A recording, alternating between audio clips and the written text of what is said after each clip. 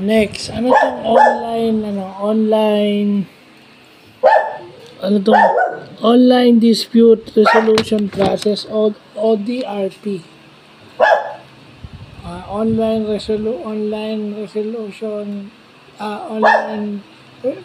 dispute resolution process. So, ito yung online version ng CIC. Ito yung internet version ng CIC. Well, sa mga bangko meron silang ano, 'di ba? Meron silang online identity. So, ito 'yon.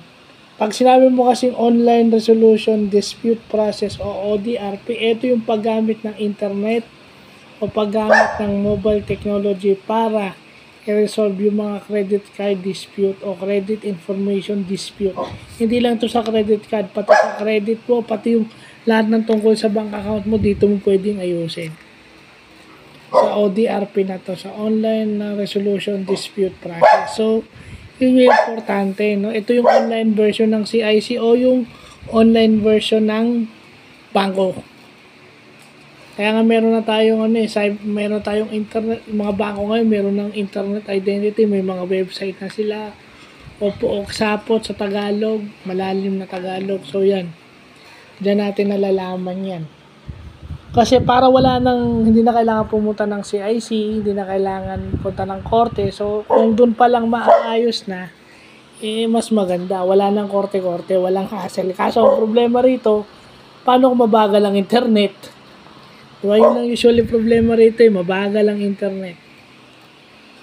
So, okay lang sana kung mabilis ang internet dito dahil mabilis siya. Maayos, paano kung mabagal? So, yun yung importante natututunan natin, no? Yung mga ganito na hindi natin pinapansin, pero as a IT professional or a computer science graduate or computer science professional, ito yung mga term. Ito yung dapat alam mo aside from programming, aside from designing graphics, aside from being a tech support, ito yung kailangan mong alam mo.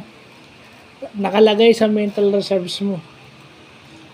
Hindi lang yung basta magaling ka sa trabaho, di ba? Parang si Rigor, magaling sa trabaho pero sablay sa isang bagay. Analogy lang naman.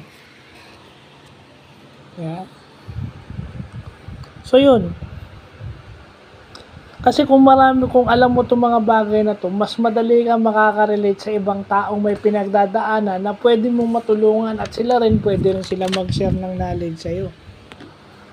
Nadadagdagan na yung knowledge mo at nadadagdagan pa yung knowledge ng iba dahil sa'yo. So, yun yung magandang nalalaman mo dapat. So, yun lang po.